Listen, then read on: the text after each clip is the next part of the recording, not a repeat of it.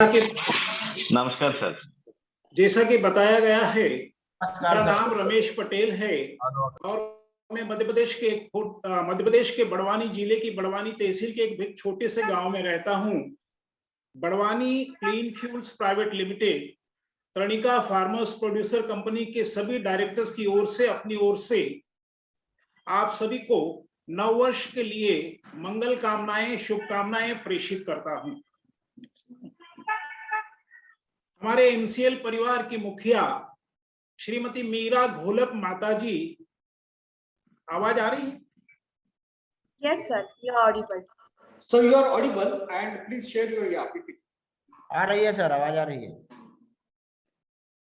हमारे संपूर्ण एमसीएल परिवार की मुखिया माताजी श्रीमती मीरा घोलप, डॉक्टर श्याम घोलप जी, डॉक्टर लवेश जादव जी, सुश्री प्राची ढोले मैम, मंगेश शेलार जी, संदीप भेलोसी जी, जो हम सबके आदर्श हैं, पथ प्रदर्शक हैं, प्रेरणा स्रोत है।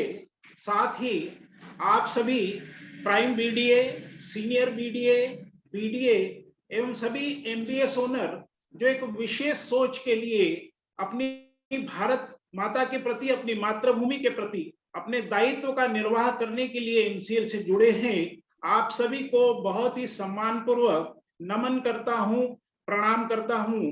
सभी को गुड मॉर्निंग।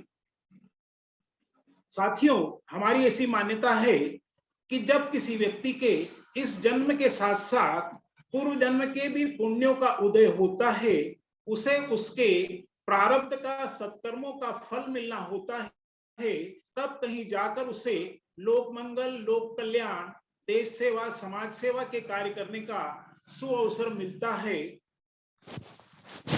जिस वैदिक कालीन भारत के बारे में हमने सिर्फ कथा प्रवचनों, बौद्धिकों में सुना था अथवा ग्रंथों में पढ़ा था, वैसे भारत के पुनर्निर्माण का अवसर हमें एमसीएल के माध्यम से मिलने जा रहा है। सचमुच हम लोग सौभाग्यशाली हैं। साथियों, वर्तमान समय में देश में घोर निराशा का वातावरण है। देश अनेकों जटिल समस्याओं से आक्रांत है। शक्तिशाली सरकारें थक चुकी है, कहीं कोई मार्ग सूझ नहीं रहा है, चारों ओर अंधकार ही अंधकार नजर आता है। जब हम आपस में भी चर्चा करते हैं तो किसी समस्या के समाधान के रूप में सामने से जवाब आता है कि अब तो इस देश का ईश्वर ही मालिक है। ऐसे निराशा भरे वातावरण में एमसीएल उम्मीद की एक नई किरण लेकर हमारे एवं देश के बीच में आया है। योजना इतनी सशक्त, सरल एवं व्यवहारिक है कि यदि हमारे सिर्फ एमबीएस ओनर, एमबीपी ओनर क्रमशः अपनी तहसील और अपनी ग्राम पंचायत की जिम्मेदारी का ठीक से निर्वाह कर ले, तो फिर यह योजना जो श्याम सर के 20 वर्षों के अथक परिश्रम का परिणाम है, आसानी से धरातल पर उतर जाएगी। और जिस दिन यह योजना देश की 5500 तहसीलों में पूरी तरह से लागू हो जाएगी, तो हमारा यह देश अपने आप ही सुजलाम सुफलाम, हर एक क्षेत्र में आत्मनिर्भर, पुनः सोने की चिड़िया, हमारे प्रत्येक गांव फिर से स्वावलंबी बनकर अपना खोया हुआ सम्मान व गौरव पुनः प्राप्त कर लेगा।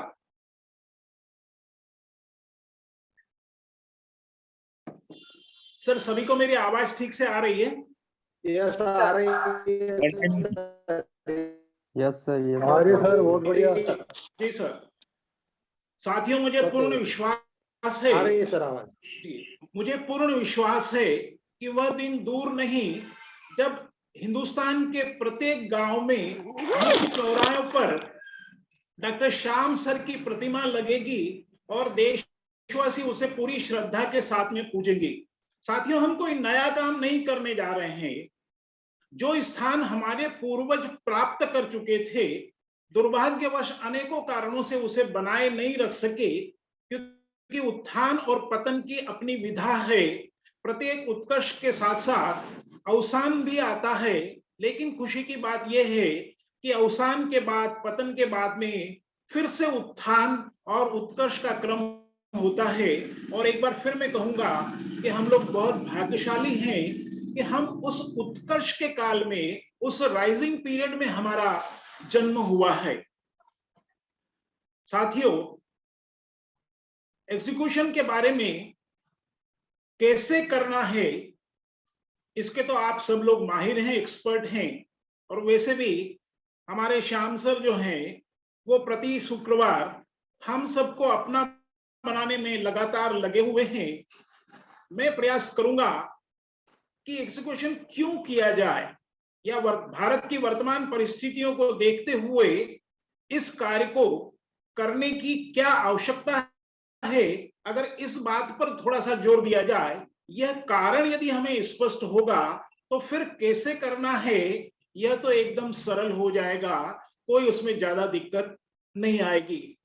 कहीं कहीं बीच में आपको विषय से भटकाव महसूस हो सकता है, लेकिन मैं आपको आश्वस्त करता हूं कि अंत में जाकर सारी बातें सीधे सीधे एमसीएल से ही जुड़ेगी। इसके साथ साथ मैं यह भी प्रयास करूंगा कि आपने जो मूल्यवान समय दिया है यह व्यर्थ जाया न हो।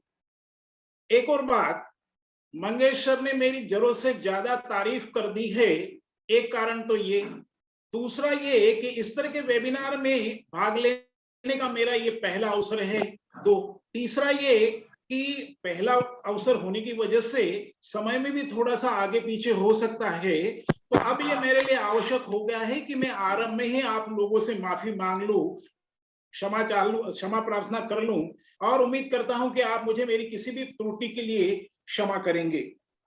साथियों, भारत को गरीबों का, भिखारियों का, मदारियों का देश बताकर हमें नितांत ही गलत और भ्रामक इतिहास पढ़ाया गया है। अगर भारत आरंभ से ही गरीबों का देश था, तो फिर आप सोचिए कि पिछले 1200 वर्षों से विभिन्न जाति, संप्रदाय, धर्म के लोग यहां पर क्यों आए, विदेशी आक्रांता लुटेरे इस देश में क्यों आए, यह एक विचारणीय प्रश्न है। साथियों, दुनिया के सर्वाधिक विकसित देशों का एक संगठन है जिसका नाम है OECD, organisation for economic cooperation and development. आरंभ में सर्वाधिक जीडीपी वाले 7 देश इसके सदस्य थे, बाद में 15 देश हैं, वर्तमान में 15 देश इसके सदस्य हैं। इन देशों के संगठन ने विश्व के एक प्रसिद्ध अर्थशास्त्री जिसका नाम एंगस मेडिसिन है, उसको विश्व का आर्थिक इतिहास लिखने का कार्य सौंपा।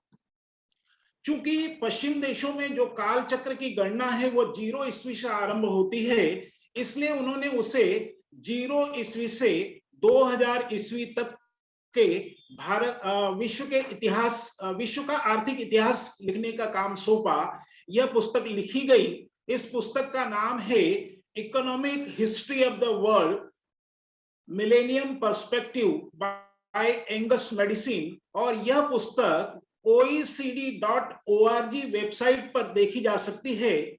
इस पुस्तक में बताया गया है कि प्रथम 1500 वर्षों तक सारी दुनिया की कुल जीडीपी में 2/3 अर्थात 66.66% योगदान देने वाला कोई देश था, तो वह भारत था।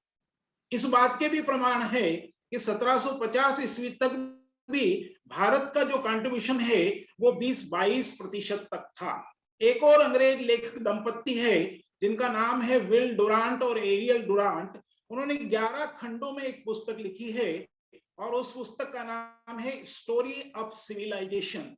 इस पुस्तक में भी यह बताया गया है कि सारी दुनिया को उदारता पूर्वक संपदा का वितरण करने वाला अगर कोई देश था तो वह भारत था। साथियों, गौर करने वाली बात है, यहां पर वितरण शब्द आया है, डिस्ट्रीब्यूशन, व्यापार नहीं। वास्को डिगामा 1498 में भारत आया और उसने भारत को खोजा। सोचिए, जो गुम हुआ देश था, जो खोया हुआ देश था, वो विश्व के जो उसकी जीडीपी है उसमें 2/3 भाग अपना दे रहा था, अपना योगदान दे रहा था। सोचिए कैसा इतिहास हमें पढ़ाया गया है। वास्को डिगामा को भारत के, गुजरात के, भरूच के मसाला व्यापारी कान्हा भाई ने खोजा था। वो उन्हें दक्षिण अफ्रीका के सागर में मिला, भारत को खोज रहा था। कान्हा भाई ने कहा कि चलो मैं तुम्हें भारत दिखाता हूं। क्योंकि कान्हा भाई को कालीकट से जहाज में मसाले भरना थे, इसलिए वो उनको लेकर कालीकट गए, अन्यथा वो उन्हें लेकर भरूच आते और इतिहास लिखा जाता कि वास्को डी गामा ने भरूच आकर भारत को खोजा। वास्को डी गामा का बिल्कुल भी दोष नहीं है, उन्होंने अपनी पुस्तक में ये विवरण दिया है, इस घटना का पूरा पूरा विवरण दिया है। साथ ही यह भी बताया है कि उस समय भारत में निर्मित जो जहाज थे वो दुनिया के अन्य देशों में निर्मित जहाजों की तुलना में कई गुना अधिक विकसित थे। साथियों, दोष तो उनका है जिन्होंने हमें गलत इतिहास पढ़ाने का पाप किया है। हमारा देश तो जगत गुरु, चक्रवर्ती सम्राट, सोने की चिड़िया था।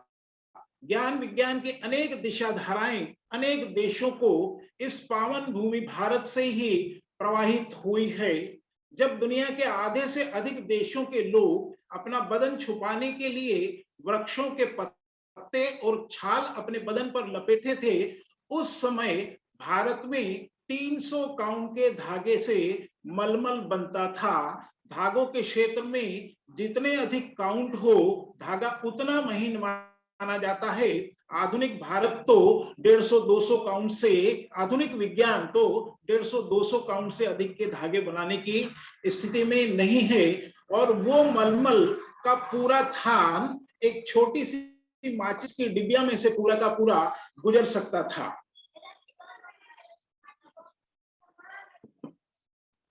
साथियों, धातु विज्ञान इतना उन्नत था कि दिल्ली के कुतुब मीनार, मध्य प्रदेश के मांडू और हमारे पड़ोसी धार जिले की जो भोजशाला है, उनके समक्ष सैकड़ों वर्षों से खुली हवा और पानी में जो लोह स्तंभ गड़े हुए हैं, उन पर आज तक जंग नहीं लगा है। आधुनिक विज्ञान ऐसा लोहा बनाने की स्थिति में नहीं है जिस पर जंग न लगे। जब राजा पोरस और सिकंदर की भेंट हुई तो भेंट में कुछ उपहार देने का प्रचलन उस समय भी था और आज भी है, लेकिन उपहार स्वेच्छा से दिया जाता है, मांगा नहीं जाता। लेकिन आप सिकंदर की मजबूरी देखिए कि उसे राजा पोरस से भेंट में भारतवर्ष का बना हुआ लोहा मांगना पड़ा था। महाराष्ट्र के अजंता एलोरा में सैकड़ों वर्ष पूर्व जो रंग रोगन किया गया था, वह आज भी धूमिल नहीं हुआ। ये एक उत्कृष्ट केमिकल इंजीनियरिंग का प्रमाण है। प्लास्टिक सर्जरी आधुनिक विज्ञान की देन मानी जाती है, लेकिन आयुर्वेद के महान ग्रंथ सुश्रुत संहिता में ऐसा विवरण मिलता है कि महर्षि सुश्रुत ने तो लगभग 3000 वर्ष पूर्व ही युद्ध में घायल सैनिकों के कटे पिटे अंगों को बिना किसी विशेष सहूलत, बिना बड़े अस्पतालों के, गांव में ही बिना भेदभाव के अपना चिकित्सीय धर्म निभाते हुए उनको जोड़ दिया था, ठीक कर दिया था। 3D के उदाहरण भी हमको अजंता में देखने को मिल जाएगा। खगोल शास्त्र हो, भूगर्भ विज्ञान हो, नक्षत्र विज्ञान, ज्योतिष विज्ञान, काल गणना, ऐसे जीवन के 24 आयाम थे और उन सब में भारत उन्नति के चरम पर था। जहां तक कृषि का प्रश्न है, जो इन सारी उन्नतियों का आधार थी, उसमें तो भारत का अपना एक विशिष्ट स्थान था। अंग्रेज जब इस देश में आए तो वो अचंभित थे कि दक्षिण भारत का संपूर्ण हिस्सा, जिसमें वर्तमान समय के केरल, तमिलनाडु, आंध्र प्रदेश और कर्नाटक राज्य आते हैं, धान वहां की मुख्य फसल है। उस धान की फसल का औसत 56 क्विंटल प्रति एकड़ था।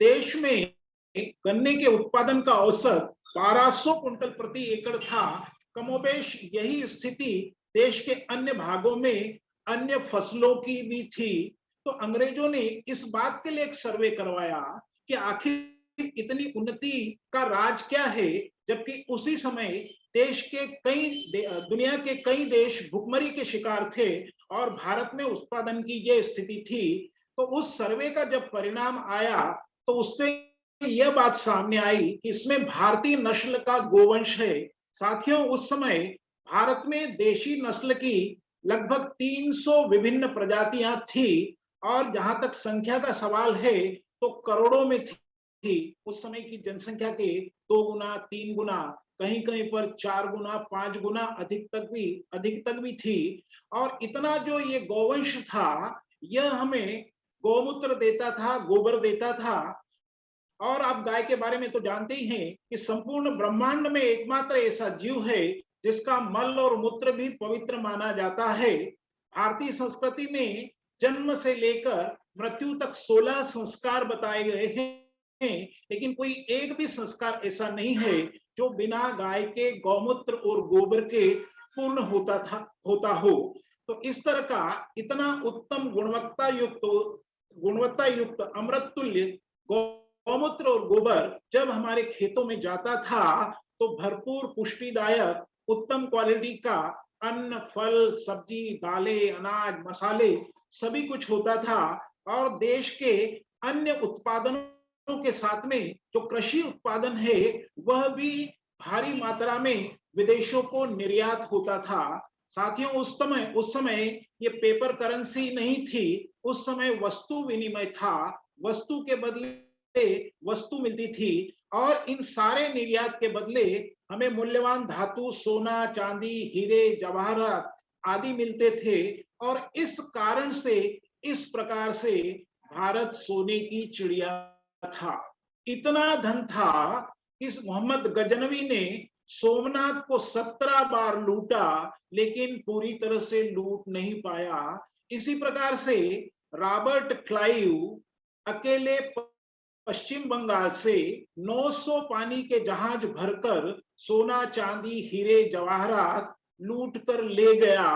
और जब इतनी बड़ी लूट के बाद वो लंदन पहुंचा तो उसका वहां पर सार्वजनिक सम्मान किया गया, सार्वजनिक अभिनंदन किया गया। इस बात के ब्रिटिश पार्लियामेंट में आज भी डॉक्यूमेंट्री प्रूफ उपलब्ध है। कहने का आशय है कि हमारा देश वैसा बिल्कुल भी नहीं था, न हमारे पूर्वज वैसे थे जैसा हमें बताया गया है। गाय का आर्थिक महत्व कृषि के क्षेत्र में समझकर अंग्रेजों ने एक सोची समझी हुई साजिश के तहत भारतीय गौवंश को कानून बनाकर नष्ट करने का पाप किया है, जो अभी तक जारी है। जो हमारी 370 प्रजातियां थी, मात्र 70 प्रजातियां ही अब बची हुई है, जिसके दुष्परिणाम हम आज तक भोग रहे हैं। साथियों, हमारा सौभाग्य है कि एमसीएल के माध्यम से हमें वापस वही गौ आधारित कृषि संस्कृति को जीवित करने का एक स्वर्णिम अवसर, सुअवसर हमें मिलने जा रहा है। अभी कुछ समय पहले एमसीएल के ही हमारे किसी साथी ने बेंगलुरु के एक स्टार्टअप के बारे में जो न्यूज छपी थी वह पोस्ट की थी। और उसमें मैंने पढ़ा था कि वहां पर एक इको एसटीपी, उसके जो प्रमोटर हैं, उसके जो को फाउंडर है मिस्टर तरुण कुमार, उन्होंने बताया कि वहां बेंगलुरु में जो परंपरागत एसटीपी प्रोजेक्ट्स थे, अर्थात सीवेज ट्रीटमेंट प्लांट, उनमें 3 कमियां थी। पहली तो ये कि उसमें ऊर्जा का उपयोग होता था, बिजली लगती थी। दूसरा, भारी मात्रा में उसमें केमिकल लगता था। तीसरा, वो पूरी तरह से काम नहीं करता था, लगभग 60% ही काम होता था, बाकी 40% रेसिड्यू, उसका जो अवशेष बचता था, और वो वहां की नदी को प्रदूषित करने में एक बड़ी भूमिका निभाता था। उन्होंने गर्व के साथ बताया कि हमारी गाय का जो पाचन संस्थान है, जो 4 प्रक्रियाओं हाइड्रोलिसिस, एसिटोजेनेसिस और मिथेनोजेनेसिस के माध्यम से पूर्ण होता है, हूबहू उसकी नकल करके उन्होंने एक ऐसा नया सिस्टम डेवलप किया है जिसमें न तो बिजली की आवश्यकता है, न किसी प्रकार के केमिकल की आवश्यकता है, और वो 100% काम करता है। इसमें उनको बड़ी सफलता मिली है। साथियों, कितने गर्व की बात है कि जिस कंसेप्ट को लेकर, जिस पद्धति को लेकर देश के लोगों को नई नई सफलताएं मिल रही है, हमारे श्रद्धेय श्याम सर के दिमाग में तो वो बात वर्षों पहले थी। हमारे जो 4 स्टेट डाइजेस्टिव सिस्टम है, आप सब जानते हैं, उनमें भी यही 4 प्रक्रिया, हाइड्रोलिसिस, एसिटोजेनेसिस और मेथेनोजेनेसिस होना है। अर्थात गाय के पेट में जो काम होता था, अब वो हमारे डाइजेस्टिव सिस्टम करेंगे। अब देख लीजिए कितनी बड़ी बात है कि जिस गाय के गोबर से हमारा देश इतना उन्नत था, उसी क्वालिटी का, उसी गुणवत्ता का खाद अब हमको इसमें मिलने जा रहा है।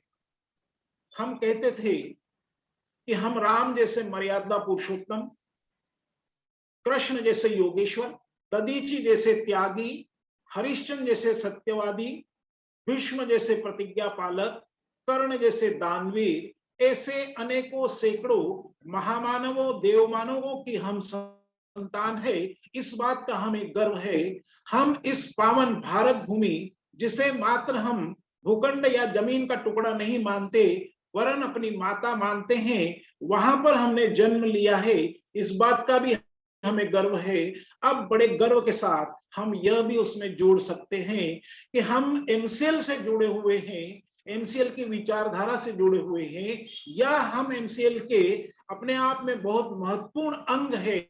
इस बात का भी हमें गर्व है। साथियों, केमिकल फार्मिंग को कैंसर फार्मिंग कहना कोई अतिशयोक्ति नहीं है। आमिर खान साहब का एक बहुत लोकप्रिय कार्यक्रम आता है, सत्यमेव जयते। उनमें एक एपिसोड बार बार उसका प्रसारण हुआ है। उसमें उन्होंने बताया है कि मां का दूध जो दुनिया में नवजात शिशु के लिए सबसे सुरक्षित, सबसे पौष्टिक आहार माना जाता है।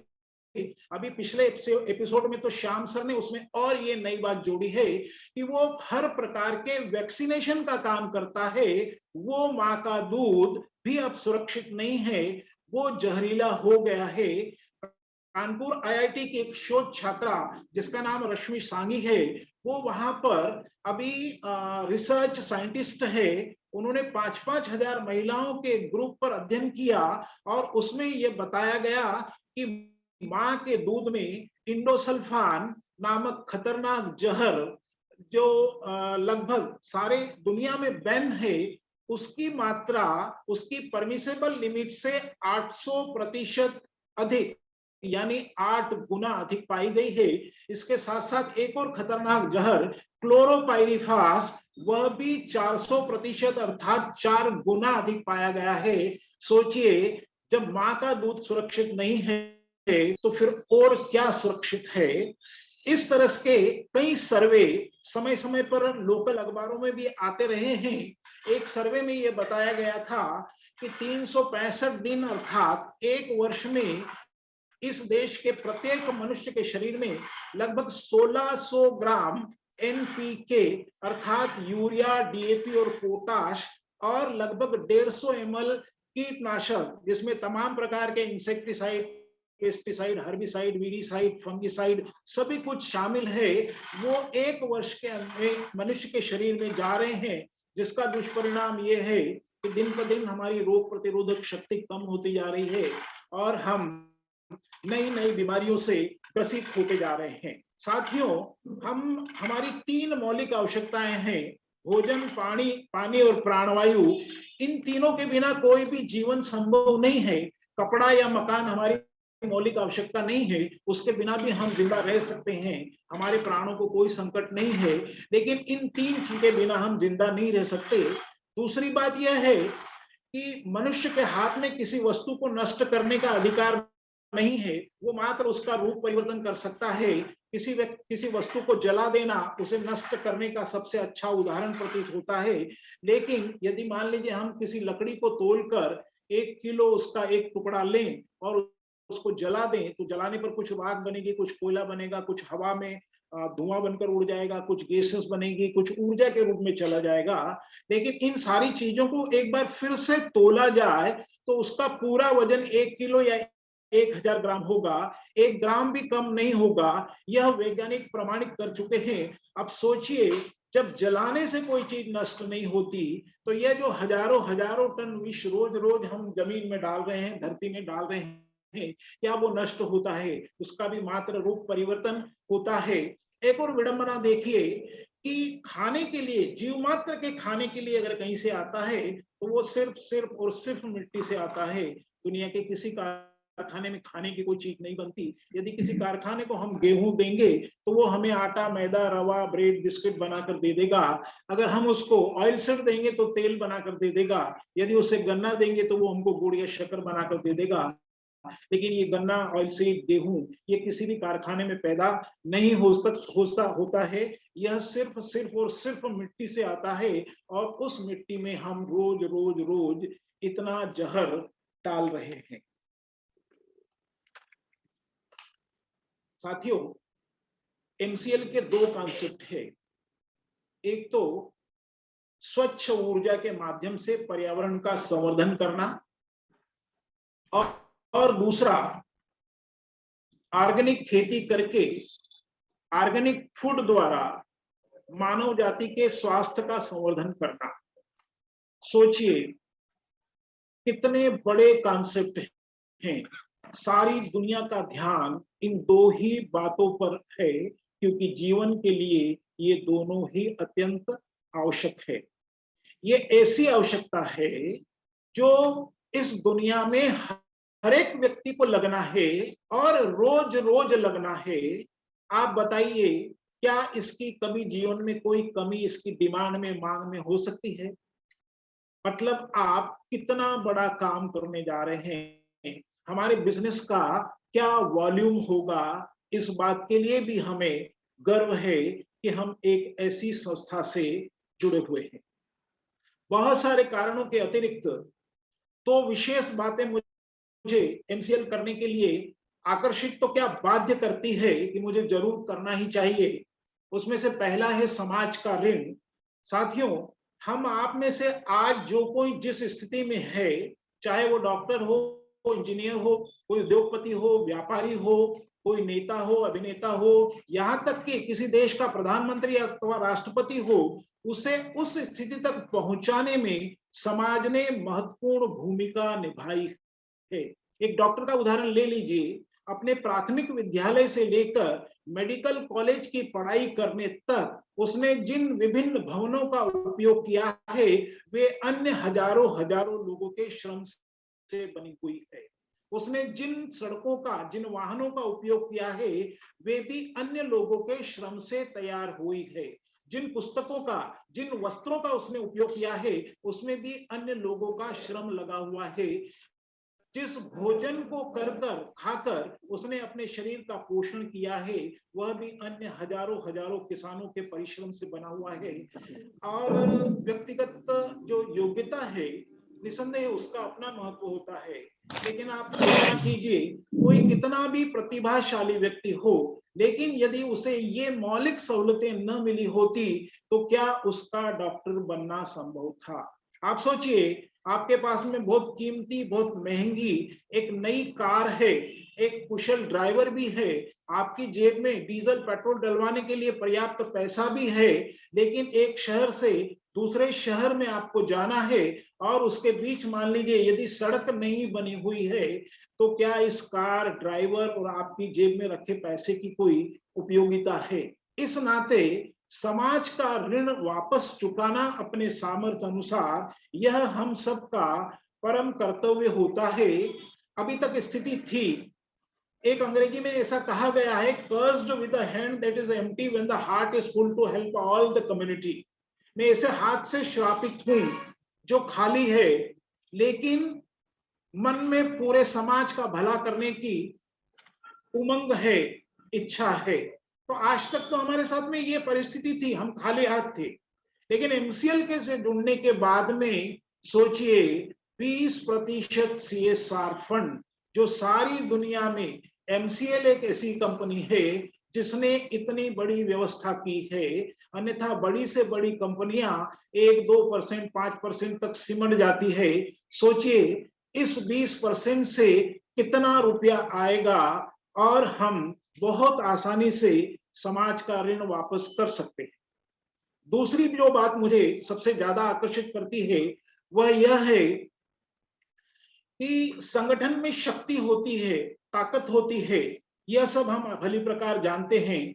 एक लकड़ी को तोड़ने और लकड़ी के पूरे गट्ठे को तोड़ने वाली कहावत जग प्रसिद्ध है। सूत के एक धागे को कोई एक अबोध बालक भी तोड़ सकता है, लेकिन जब 100-200 धागों को मिलाकर उसे रस्सी का रूप दे दिया जाता है तो फिर किसी अच्छे से अच्छे पहलवान के लिए भी उसे तोड़ना नामुमकिन हो जाता है। पानी की छोटी छोटी बूंदें जब तक अलग अलग है, हवा उन्हें आसानी से उड़ा ले जाती है, धरती उन्हें आसानी से सोख लेती है, सूर्य की उष्मा उन्हें आसानी से सुखा देती है, लेकिन जब यही छोटी छोटी बूंदें मिलकर किसी समुद्र का, सागर का रूप लेती है तो अपनी प्रचंड शक्ति का परिचय देती है। झाड़ू की एक अकेली सिंक से किसी प्रयोजन की सिद्धि नहीं होती, लेकिन जब बहुत सारी सिंकों को मिलाकर उसे विधिवत झाड़ू का रूप दे दिया जाता है तो घरों की सफाई भली प्रकार से होती है। ऐसा नहीं है कि सिर्फ मनुष्यों को ही संगठन शक्ति की आवश्यकता पड़ी है, समय समय पर देवताओं को भी संगठन की शक्ति की आवश्यकता पड़ी है। एक बार का विवरण आता है कि जब असुरों से परास्त देवताओं के पास आत्मरक्षा के लिए कोई विकल्प शेष नहीं था तो वे प्रजापति ब्रह्मा की शरण में गए। ब्रह्मा जी ने सारे देवताओं से थोड़ी थोड़ी शक्ति लेकर एक सामूहिक शक्तिपिंड बनाया और जब उसमें प्राण डाले गए तो महाकाली दुर्गा का जन्म हुआ, जिसने असुरों को परास्त किया और इस प्रकार से देवताओं के प्राणों की रक्षा हुई। रामायण काल में भी ऐसा विवरण मिलता है कि रावण के अत्याचारों से परास्त देवता, ऋषि, मुनि, समाज के प्रबुद्ध जन सब एक जगह एकत्रित हुए।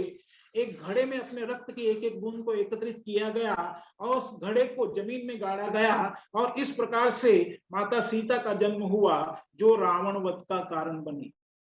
भगवान बुद्ध के 3 प्रधान उपदेश हैं, धम्मम शरणम गच्छामि, बुद्धम शरणम गच्छामि, संघम शरणम गच्छामि। उसमें भी धर्म और विवेक के साथ साथ में संगठन शक्ति या संघ शक्ति की शरण में जाने की बात कही गई है। साथियों सोचिए, एमसीएल के पास में कितनी बड़ी संगठन की ताकत होगी। हमें एक तहसील में 15,000 सदस्य बनाना है। जब देश की 5,500 तहसीलों में यह कार्य संपन्न हो जाएगा तो लगभग 8.25 करोड़ किसानों का संगठन हमारे साथ होगा। हमने देखा है कि सिर्फ धन बल के आधार पे कई बड़े बड़े उद्योगपतियों ने शासन की नीतियों को प्रभावित किया है। एमसीएल के पास में, हमारे पास में न सिर्फ धन बल होगा, या धन बल तो होगा ही होगा, दुनिया का सबसे शक्तिशाली ताकत जनबल भी होगा, जिसका हम कोई अनड्यू एडवांटेज नहीं लेंगे, सिर्फ राष्ट्र निर्माण, राष्ट्र की प्रगति में उसका उपयोग करेंगे। साथियों, हमारे मिशन को क्रांति की संज्ञा दी गई है। पहले आजादी के लिए क्रांति हुई, उसकी तुलना किसी क्रांति से नहीं की जा सकती। दूसरी क्रांति डॉक्टर स्वामीनाथन जिसके पितामह माने जाते हैं, हरित क्रांति। तीसरी क्रांति के बाद में श्याम सर ने हमको बताया था दूध क्रांति, जिसके पितामह डॉक्टर वर्गीस कुरियन को माना जाता है। और चौथी क्रांति जिसके जनक और सूत्रधार डॉक्टर श्याम सर है। आने वाले समय में इन्हें भी इस क्रांति का पितामह माना जाएगा। क्रांति एक बड़ा शब्द है जिसके लिए क्रांति स्तर के ही प्रयत्न करने होते हैं। दुनिया में अनेकों उदाहरण हैं, इतिहास गवाह है कि कई देशों में अव्यवस्था को परिवर्तित कर सुव्यवस्था स्थापित की गई और इसमें युवाओं की भूमिका महत्वपूर्ण रही है। युवा जैसे कि नाम से ही अपरिमित ऊर्जा, उत्साह एवं कुछ कर गुजरने की क्षमता का बोध होता है। युवाओं में वे गुण सहज स्वाभाविक रूप से विद्यमान होते हैं जो किसी भी राष्ट्र अथवा समाज का कायाकल्प करने के लिए पर्याप्त होते हैं। युवाओं को किसी राष्ट्र या समाज की आशा या विश्वास कहना अतिशयोक्ति नहीं होगा। युवाओं के जीवन की दिशा धारा को देखकर ही मनुष्यगण उस देश के भविष्य का आकलन करते हैं। साथियों, राजनीतिक क्षेत्र के साथ साथ आध्यात्मिक और सामाजिक क्षेत्र में भी युवाओं ने बढ़ चढ़कर भूमिका निभाई है। राजकुमार सिद्धार्थ जब अपनी युवा पत्नी और नवजात शिशु को छोड़कर धर्मचक्र प्रवर्तन के लिए निकले तो उनकी आयु मात्र 24 वर्ष थी। संपूर्ण भारत में कश्मीर से कन्याकुमारी तक अद्वैत वेदांत का मंत्र फूंकने वाले जगत गुरु शंकराचार्य मात्र 18 वर्षीय युवक थे। शिकागो के विश्व धर्म सभा में भारतीय संस्कृति और दर्शन का सिंहनाद करने वाले स्वामी विवेकानंद 30 वर्षीय युवक थे। मुगल अत्याचार के खिलाफ तलवार उठाने वाले शिवाजी मराठा और गुरु गोविंद सिंह भी युवा ही थे। फ्रांस को अंग्रेजों की गुलामी से मुक्ति दिलाने हेतु उठे क्रांतिकारी आंदोलन का नेतृत्व करने वाली लेडी जॉन ऑफ आर्क मात्र 16 वर्षीय युवती थी। अर्थात युवा अगर चाहे तो कुछ भी हो सकता है, किसी भी लक्ष्य को हासिल कर सकते हैं। और एक बार फिर मैं कहूंगा कि यह हमारा सौभाग्य है कि मेरे जैसी उम्र के तो मात्र 1 या 2% लोग ही अधिकतम एमसीएल में हो सकते हैं, बाकी 98% लोग तो सारे युवा ही है। और युवाओं के लिए कोई भी काम बड़ा नहीं होता, आवश्यकता है तो सिर्फ विपत्ति धर्म निभाने की। जैसे हम जानते हैं कि जब कभी हमारे कहीं पड़ोस में आग लगी हो और हमारे हाथ में कितना भी महत्वपूर्ण काम हो, हम वो काम छोड़कर हमारे पास जो भी संसाधन उपलब्ध हैं वे लेकर आग बुझाने दौड़ पड़ते हैं। हमारे किसी पड़ोसी को दिल को दौरा पड़ा हो तो हम अपने हाथ का काम छोड़कर और उसकी मदद करने, उसे अस्पताल पहुंचाने की व्यवस्था करके अपना विपत्ति धर्म निभाते हैं। तो इसी प्रकार का विपत्ति धर्म निभाने की आज आवश्यकता है। साथियों, नेताजी सुभाष चंद्र बोस चाहते तो आईसीएस का ठाठ भरा जीवन जी सकते थे, लेकिन उन्होंने आजादी का कष्ट भरा मार्ग अपनाया। राजकुमार सिद्धार्थ चाहते तो वो भी राजसी वैभव से परिपूर्ण जीवन जी सकते थे, लेकिन उन्होंने पीड़ित मानवता के पक्ष में उन सुख भोगों को त्यागा। महर्षि अरविंद योगी उच्च शिक्षा और अपनी काबिलियत के बलबूते पर आजीवन उच्च पदस्थ रह सकते थे और कुछ समय रहे भी बड़ौदा स्टेट के दीवान, नेशनल कॉलेज के संस्थापक, लेकिन अंत में देश हित में योगीराज बने।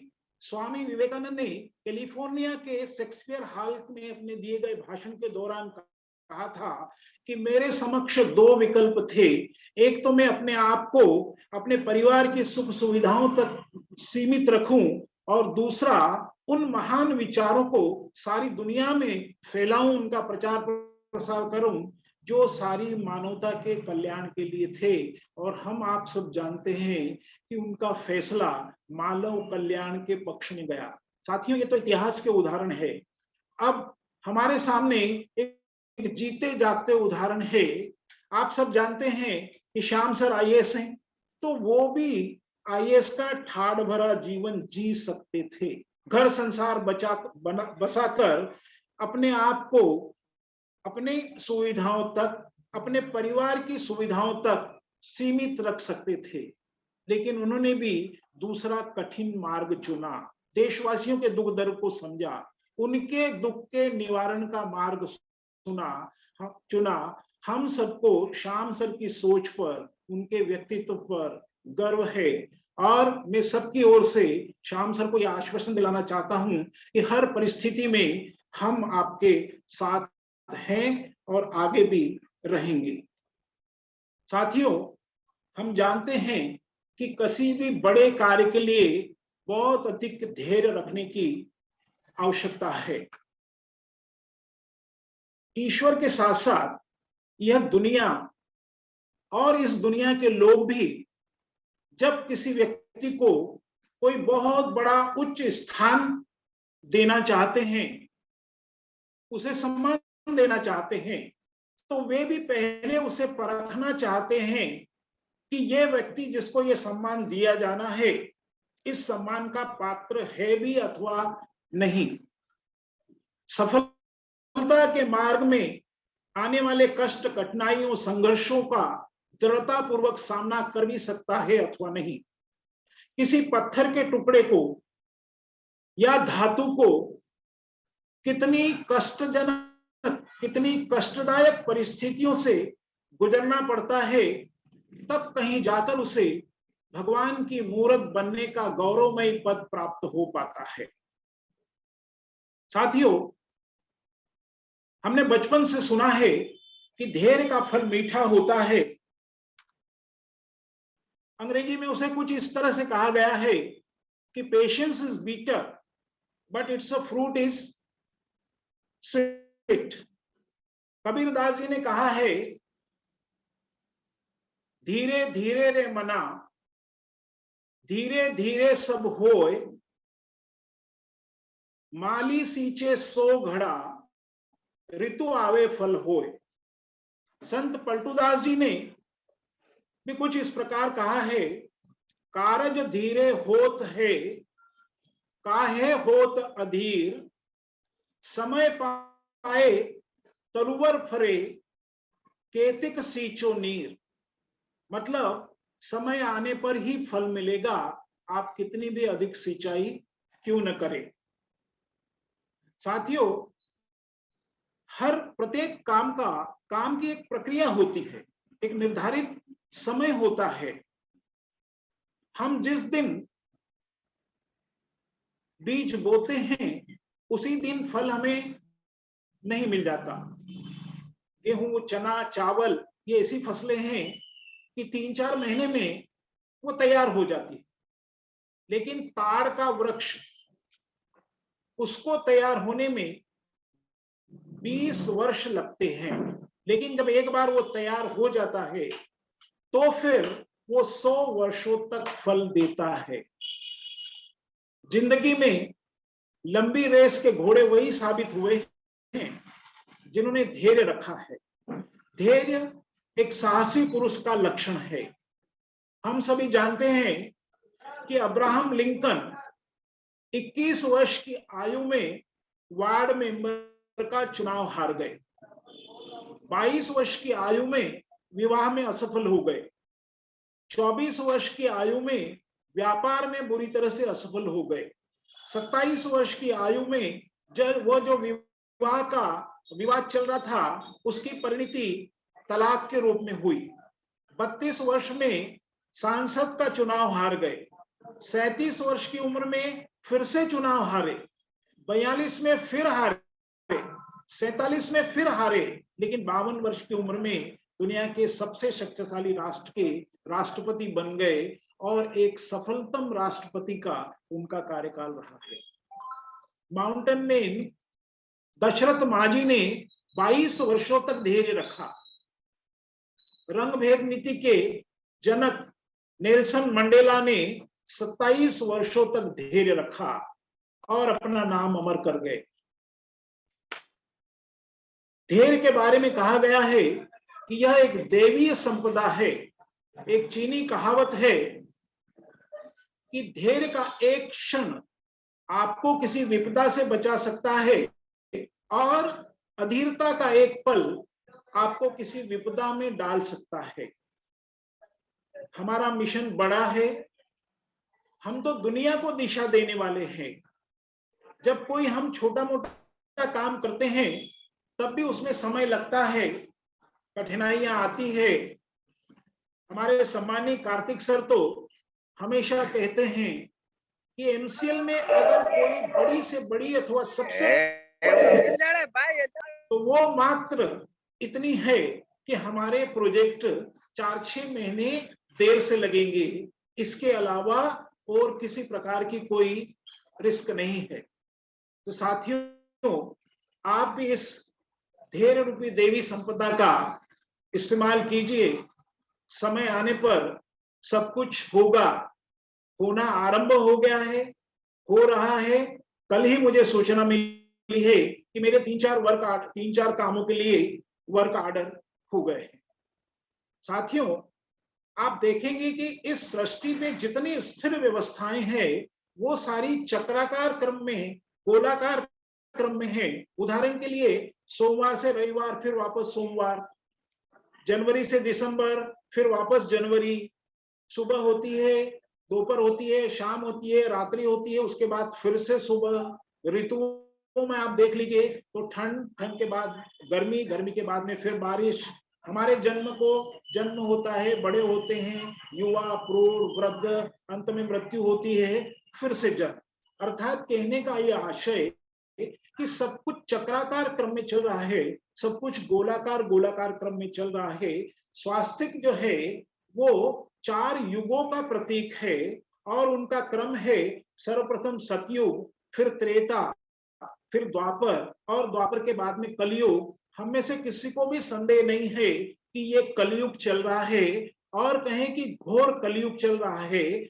आप सोचिए जिस प्रकार की व्यवस्था है, अब उसके बाद में कौन सा युग आएगा? स्वाभाविक है आपका जवाब होगा इसके बाद निश्चित रूप से सतयुग आएगा। साथियों, कलयुग और सतयुग में बस थोड़ा सा अंतर है। जिन 5 भौतिक तत्वों पृथ्वी, जल, वायु, अग्नि और आकाश से इस सृष्टि का और हम सबका निर्माण हुआ है, सिर्फ इनका फर्क है। सतयुग में ये जो 5 तत्व हैं ये सतो प्रधान है और कलयुग में ये 5 तत्व तमो प्रधान है। मात्र इतना ही फर्क है और यही काम हम एमसीएल के माध्यम से करने जा रहे हैं। हम इन 5 तत्वों को सतो प्रधान ही तो बनाने जा रहे हैं, चाहे वो जैविक खेती के माध्यम से हो, चाहे वो क्लीन एनर्जी के माध्यम से हो। तो आप निश्चिंत रहें, सूक्ष्म लोक में बड़ी बड़ी शक्तियां इस कलयुग को सतयुग में परिवर्तित करने के लिए प्रयासरत है, लेकिन भौतिक जगत की जिम्मेदारी परमात्मा ने एमसीएल को दी है और इस कारण से भी हम बहुत बहुत भाग्यशाली हैं। ईश्वर ने हमको चुना है और जब कभी हम कोई ईश्वरीय कार्य करते हैं तो ईश्वरीय सहायता, ईश्वरीय मदद हमें जरूर मिलती है। साथियों, एमसीएल टीम का यदि देखें तो श्रद्धेय माताजी श्रीमती मीरा घोलप, उनके लिए ज्यादा कुछ कहने के लिए मेरे पास शब्द नहीं है। सिर्फ इतना ही मैं कह सकता हूं कि आप धन्य है जिन्होंने डॉक्टर श्याम सर को जन्म दिया है। हम सब पूरा एमसीएल परिवार आपका ऋणी है और आने वाले समय में पूरा देश भी आपका ऋणी होगा। हमारे डॉक्टर साहब, जिनके लिए सिर्फ ये कहा जा सकता है कि मैं संपूर्ण एमसीएल परिवार की ओर से परमपिता परमात्मा से यह प्रार्थना करता हूं कि आप कम से कम 100 साल का स्वस्थ और ऊर्जा से भरपूर जीवन जिए। हम सबको, एमसीएल परिवार को, इस देश को और पूरी मानवता को आपकी सोच की जरूरत है।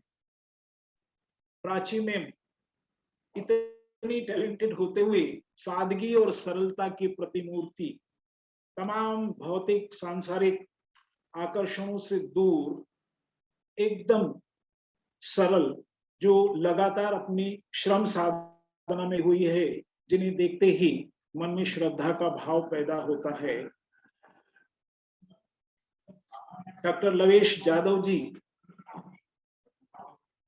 मित्रता की या मित्र धर्म के एक जीवंत उदाहरण है। अपने लिए कुछ चाहना, अवार्ड, रिवार्ड, पारितोषिक, उसके लिए प्रयत्न पुरुषार्थ करना, यह बात तो समझ में आती है, लेकिन अपने बचपन के मित्र, आप समझ गए होंगे, डॉक्टर श्याम सर के लिए देश का सर्वोच्च सम्मान भारत रत्न, उन्हें दिलाने के लिए लगातार प्रयत्न और पुरुषार्थ करना, आप सब, आपके इस जज्बे को हम सलाम करते हैं, प्रणाम करते हैं और आपके लिए भी ईश्वर से प्रार्थना करते हैं कि आपको आपके इस लक्ष्य में जल्द ही सफलता मिले। मंगेश सर, मुझे लगता है कि जिनकी रग रग में एमसीएल बस गया है, सरलता की प्रतिमूर्ति, सम्मान देना कोई इनसे सीखे। इसके साथ हमारे संदीप जी, जो ऊपर से तो कठोर, प्रशासन के मामले में, नियमों के मामले में कड़क आवाज है बिल्कुल, लेकिन अंदर से उतने ही सरल, मोम जैसे, एकदम आपसे भी कोई दूसरे लोगों को सम्मान देना सीखे। साथियों, कहा गया है कि जब नेतृत्व आपका बलशाली होगा, शक्तिशाली होगा, तो आपको सफलता मिलने में बहुत सुविधा होगी और हम इस तरह के नेतृत्व को पाकर सचमुच भाग्यशाली है। अपने आप के ऊपर हमें गर्व है। एमसीएल परिवार के साथियों, मेरे इस सौभाग्य और गर्व और सारा इससे आप परेशान हो गए होंगे, लेकिन जब से मैं एमसीएल से जुड़ा हूं, मुझे जरूर हर बात पे गर्व करने का मन होता है। और सारे एमबीएस ओनर और एमबीएस ओनर प्लस सारे बीडीए और सभी आप सब पर भी मुझे गर्व है, क्योंकि अपने जीवन में जिन जिन लोगों से मैं प्रत्यक्ष मिला हूं, चाहे उसमें सम्मानीय किशोर राठौर सर हो, डॉक्टर संदीप चौहान जी हो, और लवेश जी के लाडले दत्ता सिवने जी हो, हमारे मध्य प्रदेश से मनोज पाटीदार जी हो, गौतम सर हो, ऋषि चतुर्वेदी जी हो, इसके साथ साथ अब हमारे कार्तिक रावल सर तो है ही, सीताराम कड़ू जी हो, नीलेश आड़े जी हो, उमेश पाटिल जी हो, और सबके प्रिय हमारे वंजारी के देवाजी वंजारी हो, जिन जिन से मैं प्रत्यक्ष मिला या फोन पर बात हुई, तो मुझे एक ऐसा अपनत्व का भाव मिला, एक पारिवारिक माहौल मिला, हर प्रकार से सहयोग और मार्गदर्शन मिला।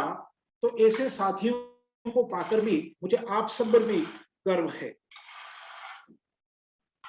अंत में लवेश जी का ब्रह्म वाक्य कह लें, महावाक्य कह लें, मैं उसको दोहराना चाहता हूं कि हम सबको इस पावन धरा भारत भूमि की माटी का वास्ता है, और सिर्फ सिर्फ सिर्फ एमसीएल ही सुजलाम सुफलाम भारत का एकमात्र रास्ता है। साथियों, संपूर्ण एमसीएल परिवार के लिए, देशवासियों के लिए, सबके लिए ईश्वर से उनके उज्जवल भविष्य के लिए मंगल कामना करता हूं। आप सब लोगों ने मुझे इतने धैर्यपूर्वक सुना, आभार व्यक्त करता हूं। साथ ही संपूर्ण एमसीएल मैनेजमेंट टीम जिन्होंने मुझे सहयोग किया और अपने पूर्वजों के विचार यहाँ पर रखने का अवसर दिया, उनका भी मैं बहुत बहुत आभार व्यक्त करता हूं। अंत में जय भारत, जय एमसीएल, सभी को बहुत बहुत धन्यवाद।